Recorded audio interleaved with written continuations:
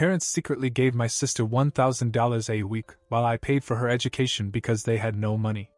When I found out, I cut them off and took money back. I've always worked hard. I'm talking about the kind of hard where you sacrifice your sleep, your weekends, and your sanity just to keep things afloat.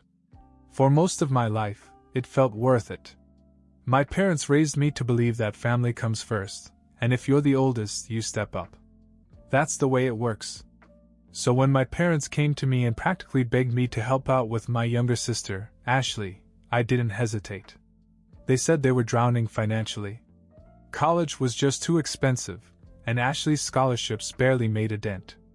They told me they had exhausted all their options, that no one else could help her, and that if I didn't step in, Ashley's future would be ruined. "Please," my mother said one night after dinner. "She needs this.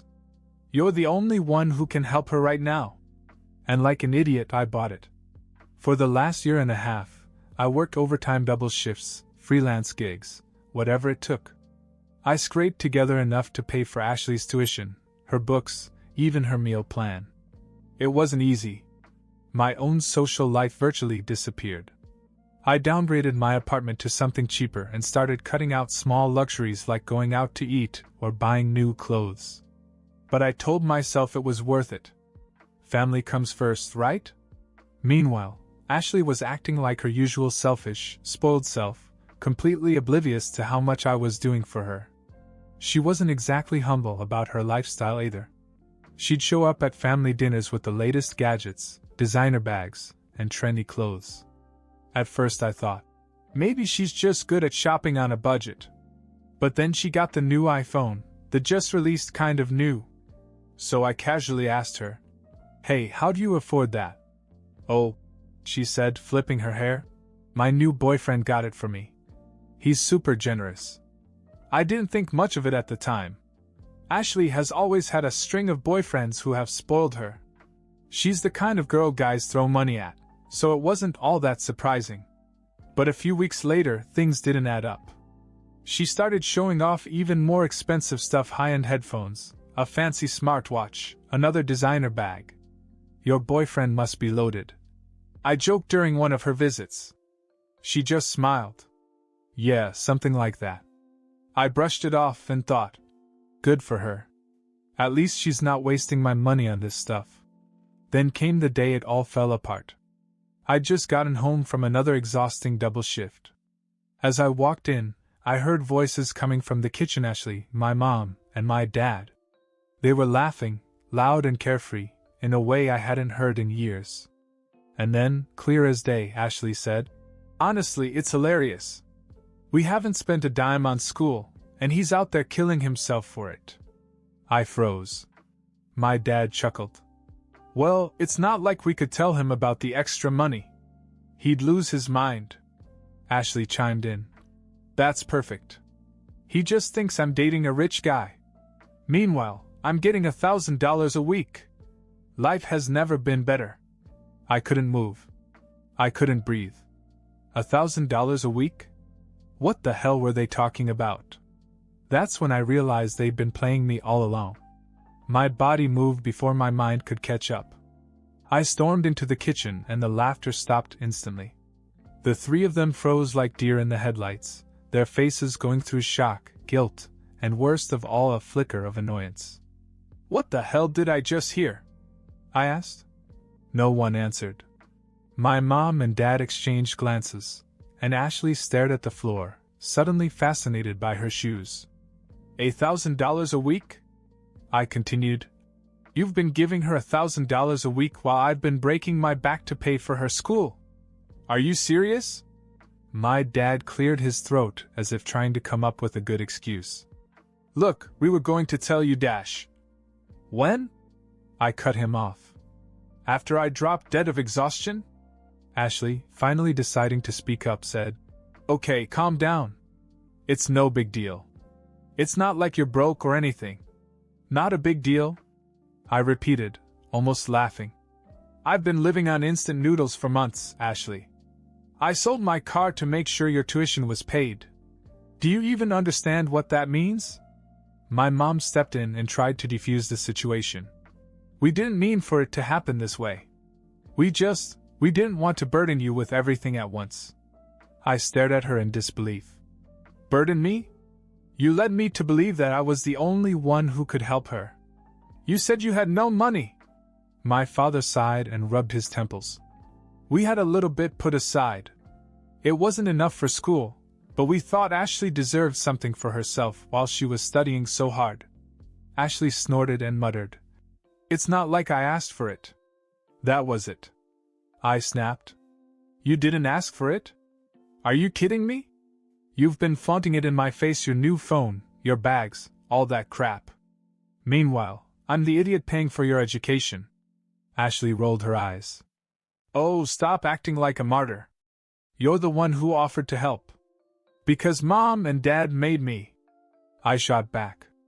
The room went silent again. No one looked at me. My parents wouldn't even meet my eyes, as if they couldn't handle the fact that their plan had blown up in their faces. I took a step back, suddenly feeling like a complete fool. Unbelievable, I muttered.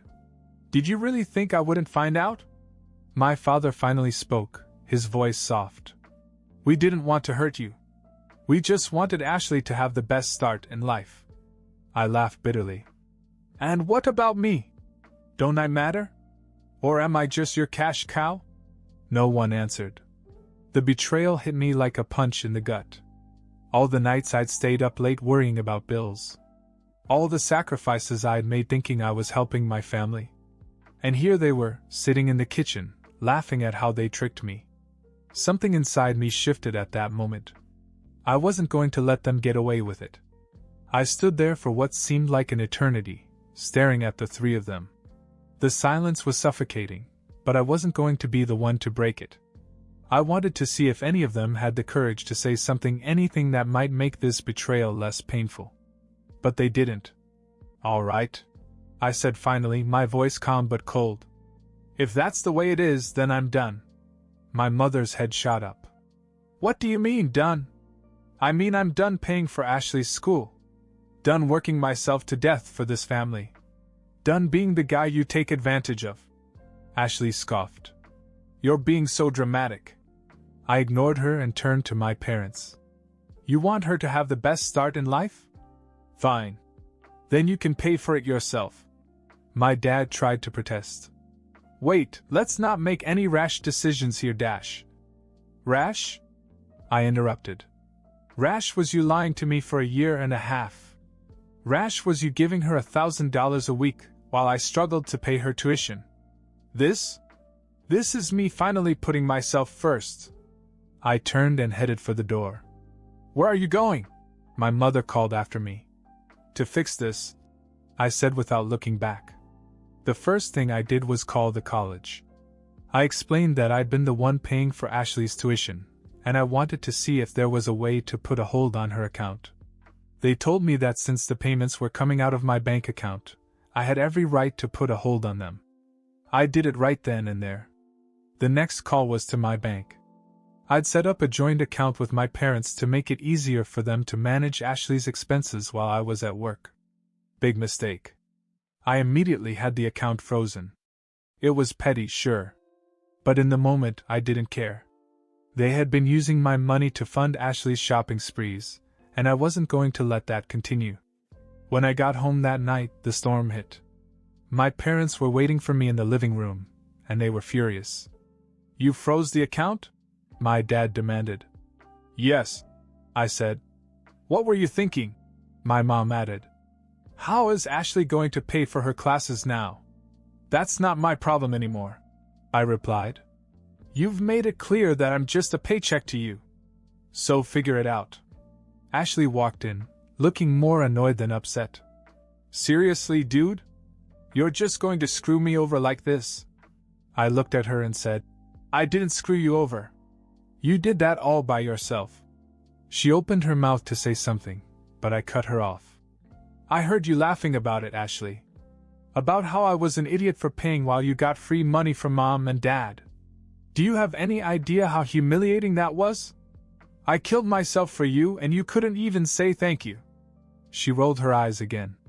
Oh my God, get over yourself. I turned to my parents. And you too? I hope it was worth it, because I'm done. Don't call me for money, don't ask me for favors, and don't expect me to bail you out of this mess. My mother started to cry. My father just looked defeated. But I didn't feel bad, not this time. I was done being the one they leaned on while they lied to my face. I went to my room, packed a bag, and left the house that night. A few weeks after I left, I began to feel like I could finally breathe again. No more guilt trips, no more constant work to keep up with their demands. For the first time in years, I wasn't living paycheck to paycheck. Then, one Sunday afternoon, there was a knock on my door. It was my mother. She looked nervous, holding a casserole dish. "Can we talk?" she asked. I didn't really want to, but I let her in. She sat down at my table, fidgeting, while I stood across from her. "We miss you," she said. "It's not the same without you." I crossed my arms. "What do you want?" She hesitated. "We've been thinking, maybe it's time to put this behind us. Start fresh." I stared at her. "Start fresh? After everything?" "I know we made mistakes," she said. "But we're family." I shook my head, not buying it. "You didn't come here to apologize. What do you really want?" She sighed. "All right. We need your help. Things have been difficult since you left." I almost laughed. "Difficult? You mean since I stopped being your ATM?" She didn't answer, just looked down at her hands. I thought about slamming the door on this whole conversation, but instead an idea came to me. "All right," I finally said. "I'll consider it. But I need access to everything, your accounts, your expenses. No more secrets." She looked startled. "That's not. Take it or leave it," I said. After a pause, she nodded. "Fine. I'll talk to your father." Once I had access, it didn't take long to find what they were hiding. They'd been hoarding money in a separate savings account, far more than they'd let on. It wasn't just for Ashley, it was years' worth of hidden cash. I confronted them at a family meeting. "You lied to me," I said, throwing the statements on the table. "You weren't broke. You just didn't want to spend your money." They tried to explain, saying it was for retirement or emergencies. But I didn't listen. This time I meant it when I walked out. They weren't going to fool me again. With them completely cut off, I focused on moving forward. Weeks turned into months, and while I still felt the sting of betrayal, I began to rebuild. Then one day, out of the blue, I got a call from Ashley. "I know you don't want to hear from me," she said quickly, "but you need to know what Mom and Dad are doing." I almost hung up, but something in her tone stopped me. "What now?" I asked. "They're trying to get a loan in your name," she said. I froze. "What?" "They're desperate. They haven't been able to keep up with everything since you left. I overheard them talking about using your information to apply for a loan, saying it was their only option." I felt my stomach drop. "You've got to be kidding me." "I just thought you should know," she added. After I hung up, I immediately checked my credit report. Sure enough, there was a new inquiry from a bank I didn't recognize. They'd actually gone through with it. Furious, I went straight to her house. My dad opened the door and looked surprised to see me. "Oh, hey," he started, but I pushed past him into the living room. "Did you really think I wouldn't find out?" I said, holding up the credit report. My mom, who was sitting on the couch, paled. "We can explain," she said. "Explain what?" I snapped. "That you tried to take out a loan in my name? After everything you've already done?" My dad jumped in. "We were going to pay it back. It was just temporary, Dash." "Temporary?" I interrupted. "You stole from me. Again." My mom started to cry, saying they were out of options, that they didn't know what else to do. But I wasn't buying it anymore. "You always have an excuse," I said. "But this is it. I'm done with you. Forever." I walked out of that house, knowing that this time there was no coming back. I filed a fraud report the next day, and while I didn't press charges, I made sure their loan application was denied. It hurt to cut them off completely. But sometimes even family crosses a line you can't come back from. After shutting down their loan scam, I felt a strange mix of relief and sadness. They were my parents, my family, but there was nothing left to save. They had made their choice, and now I had to make mine. A month later, I received a letter in the mail. It wasn't from a bank or a lawyer, it was from Ashley. Handwritten, no less. In it, she admitted that she'd known more about Mom and Dad's plans than she'd let on. She apologized for going along with it, saying she was afraid of losing the support she'd always counted on. She wrote that seeing me stand up for myself made her realize how much she'd let them control her, too. She ended the letter by saying that she wanted to make things right. She had dropped out of college for the semester, gotten a part-time job, and was working on paying me back the money I'd spent on her tuition. I didn't know how to feel. Part of me was still angry, but another part of me felt like maybe, just maybe, she was finally growing up. I didn't answer the letter right away. Instead, I focused on myself, my career, my life, my happiness. For the first time, I didn't have the weight of my family's problems on my shoulders. Months went by before Ashley reached out again. This time it was a text message. *Hey, I know I don't deserve this, but if you're up for it, I'd like to talk. I miss my big brother. I sat with this message for a long time. Finally, I decided to meet her for coffee. When I saw her, she looked different, not in her clothes or her makeup, but in the way she carried herself. She was calmer, more grounded. She told me she'd been working, saving, and slowly learning to be independent. "I don't expect you to forgive me," she said, "but I want to earn your trust back." It wasn't a magic fix. I didn't suddenly forget everything that had happened. But it was a start. As for my parents, I haven't spoken to them since. They've tried to reach out a few times, leaving voicemails about how they're struggling or how they miss me. But I've learned my lesson. Sometimes family doesn't mean forgiveness. Sometimes walking away is the only way to truly move on. After meeting Ashley and seeing the changes she was making, I started to feel like maybe there was a way forward. I didn't go back to being her financial crutch, but I slowly let her back into my life. Over time, she proved that she was serious about taking responsibility. She kept her part-time job and even started doing small freelance jobs to cover her own expenses. She enrolled in community college to get her degree at a lower cost and made it clear that she didn't expect me to bail her out anymore. Still, she struggled at times, especially with the workload and figuring things out on her own. That's where I stepped in, not as her savior, but as her brother. If she needed help proofreading an essay, I'd take a look. If she didn't have enough money for textbooks, I'd occasionally pitch in, but only after she'd exhausted her own efforts. It wasn't like before. There were no guilt trips, no manipulation, just simple help when she really needed it. Eventually, things between us felt normal again. It wasn't perfect, and I still kept my distance from our parents, but Ashley and I found a way to rebuild what we had almost lost. Looking back, I realized that helping her wasn't the problem. It was allowing myself to be taken advantage of.